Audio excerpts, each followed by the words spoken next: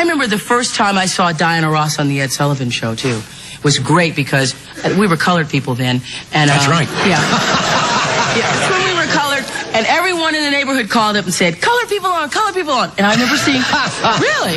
It was so unusual, you know. So I saw Diana Ross, and I thought, gee, I want to be like that. Yeah, I can do that. Well, the dream has been fulfilled. Isn't this great? Where do you go from here? What's next on? Well, I'm doing Native Son with Akuswa Busia, who was on here. Yes. Yeah? Little Akuswa? Yeah. Is she a little princess? She sure is. So Akuswa and I are doing Native Son, and also I think Brian Dehaney is doing it, and Geraldine Page has been signed to do it. So I'm excited about that. I'm doing my show.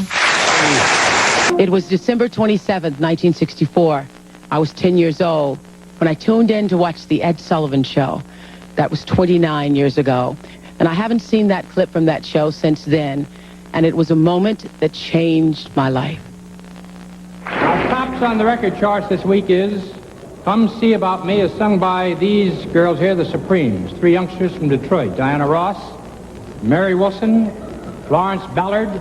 Here they are, and let's hear it for them. It keeps me crying, baby, for you. It keeps me crying, baby, for you. So won't you hurry? Come on, boy, and see about me. And see about me. When I saw the Supremes on TV that night, it was magical to me because I had never seen black women on television, although we were called colored at the time, or anywhere for that matter, who conveyed such glamour and such grace. Everybody who was black on television was either Stepin Fetchit or a slave or buckwheat. Nobody wanted to be like him. And nobody was used to seeing us portrayed the way I saw the Supremes. That's why I missed most of the first song, calling everybody I knew saying, "Colored people on, colored people on TV."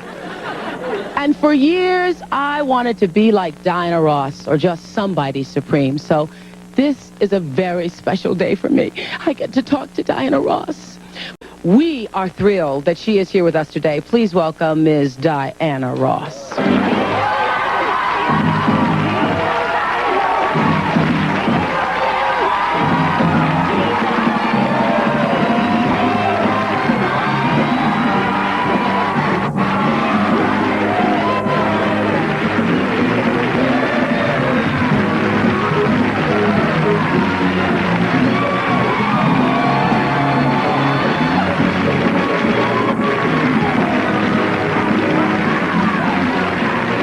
I saw you and I said, I want to be like that. Oh, wow.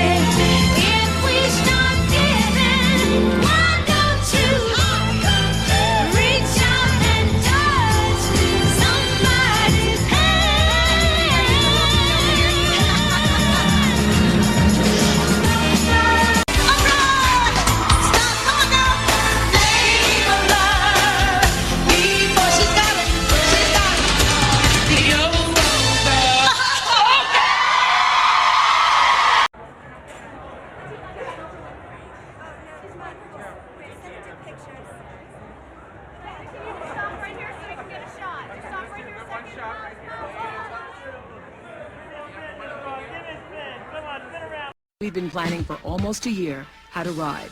The White Tie Legends Ball.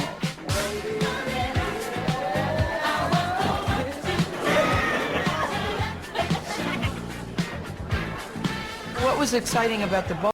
It's a tribute that all of these women deserve, and many of them have waited too long to get it. We've had some really private moments and, you know, just looking into the eyes of each of the young people, and it's really been very special. Speak your name. You are a Scott King. They were standing up like monuments. Miss Diana Ross. As I called the legends each by name, and they stood.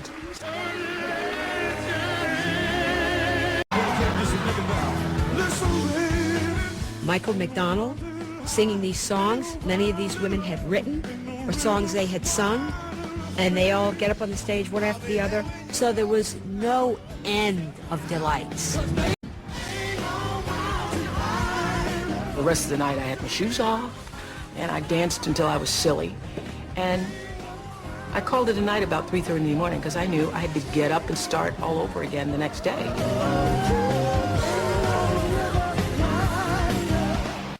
In civil rights and paved a way for me. And I call those women legends. My list of legends included superstar Miss Diana Ross, 12 Grammy nominations, 18 #1 hits, and Golden Globe winning actress she is. Singer, actress in the African-American family at this table, I still didn't want to call on any of them to do anything. That's why I asked John Legend to come and sing. Because we're ordinary people, maybe we should take it slow. Take it slow. It's really kind of... Yes, you kind of get a chance to not be so nervous like I was in 07. This way you kind of can be objective, you can really get your awareness, you can look at everybody, you can see everything, and it's really quite spectacular. It's really The White House, may I say. And I was saying, I was reading the paper this morning, and for the first time I thought, maybe it's true. Maybe I really do deserve all this. Maybe it's true. It feels like you on your very best day. It feels like a combination of graduation, your first child being born, your greatest accomplishment, you getting the job you've always wanted your whole life. It feels like when every single thing in your life comes together in one moment to say, wow, that actually happened.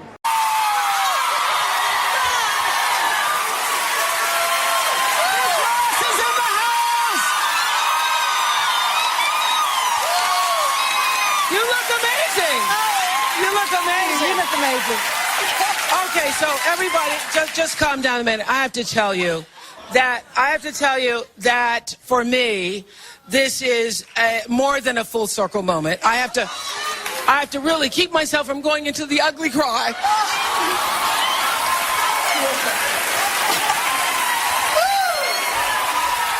Because of how much this legend, this woman, means to me and my life, and to the life of every little girl who dared to dream. I love you. So I'm going to try to keep it together today, but as you know, when you really have such love and admiration for somebody, it's sort of like you're being out of your body. That's how like you are right now. That's really how I feel, but I'm going to try to hold it together for an interview. I'm loving you the same. Oh, no. Loving you the same. Solange is here.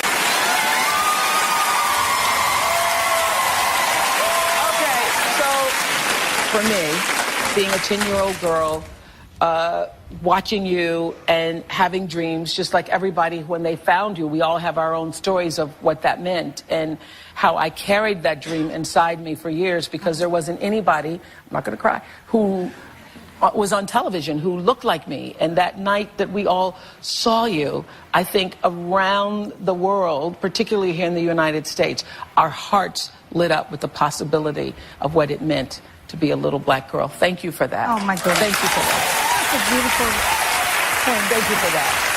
But of course, at the time, I was 10 years old. You were only 20 at the time you were on the Ed Sullivan Show.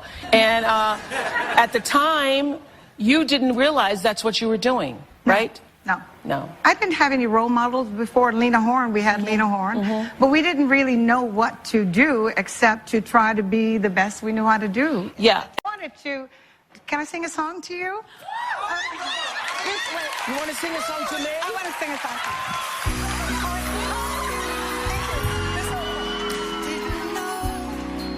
Till today that you would love for me to say all of the things I feel, though you don't doubt they're real. Every word I try disappoint me and I cry, though the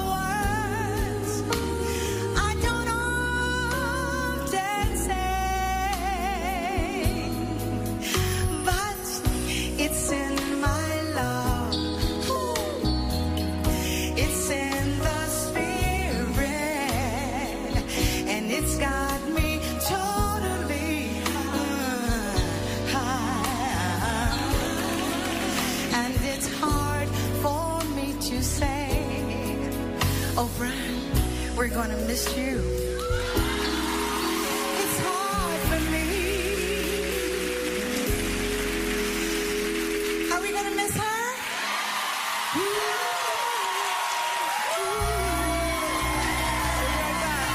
It's hard for me to say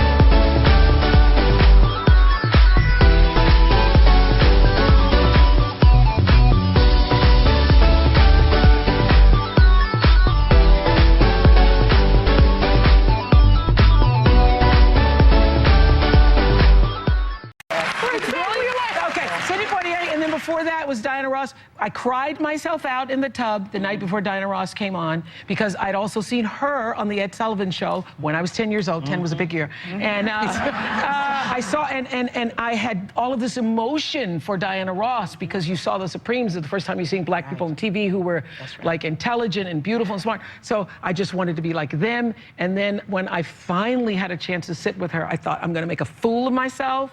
So I sat in the tub. I thought, every emotion you want to have for her, cry now, cry now, cry now. So I literally cried myself out in the tub the night before. And I wasn't as nervous, but I did tell her, and I wrote her a letter telling her how much I'm going to start crying now, how much she had meant to me.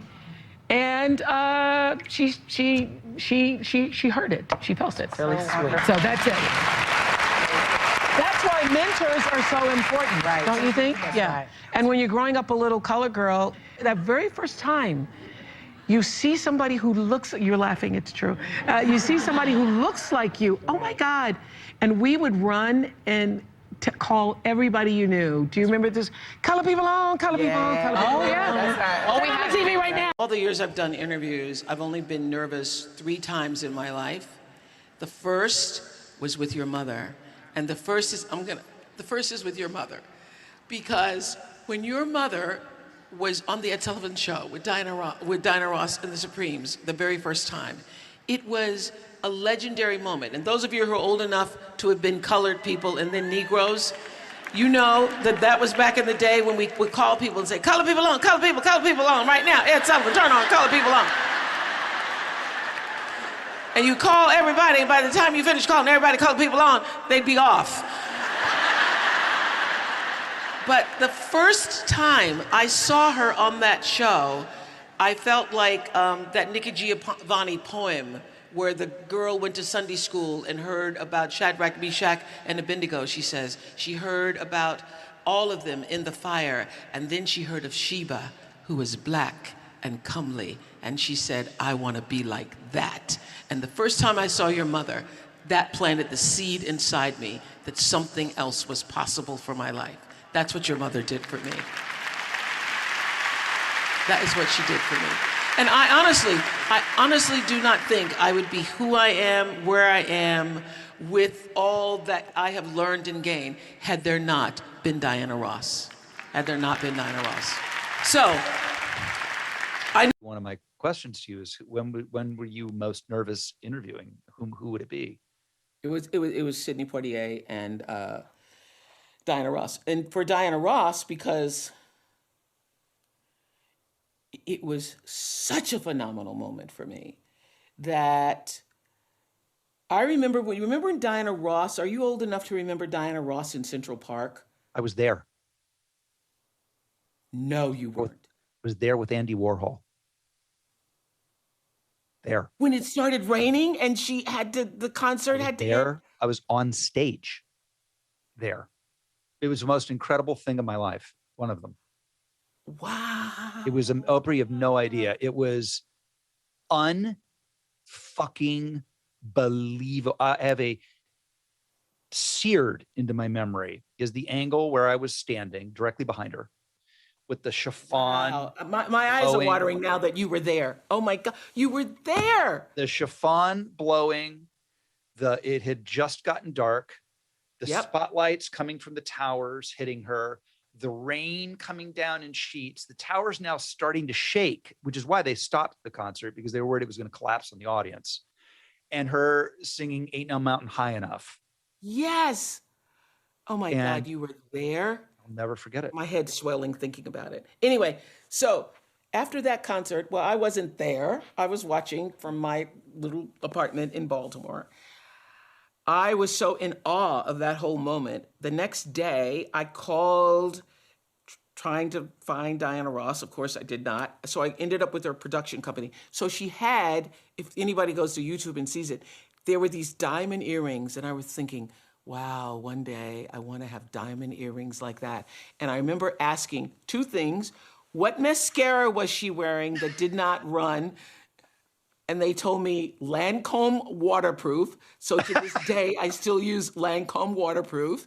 And what size diamonds were those? And they told me 10 karat diamonds. So my whole career, I was like in Baltimore making, $22,000 a year, but I'm saving up so I can get those 10 karat diamonds. Now, when I finally interviewed her, she said they were not 10, they were 5 carats each. And I went, wow, I went and got the 10s and I didn't have to have the 10s. But anyway, I overspent. But that moment seared into my memory, the power and confidence and authority and just the majesty of that moment. I'm so glad we're having this conversation, because sometimes I look back on that and I go, was it just me? No. Did I overestimate what that moment was? That was, who has moments like that in concerts anymore? And I think it probably was more emphasized more pronounced in our memory because it did have to end. If the concert had just continued, maybe it would not have been the same memory. But because they had to end the concert, and I was so worried, oh my God, she's holding the microphone. I hope she doesn't get struck by lightning. Oh my God. And so that whole thing, Oh, I thought she was going to get electrocuted. I did too. It was a real thought. But she wouldn't get out of the rain. She stayed there for the audience.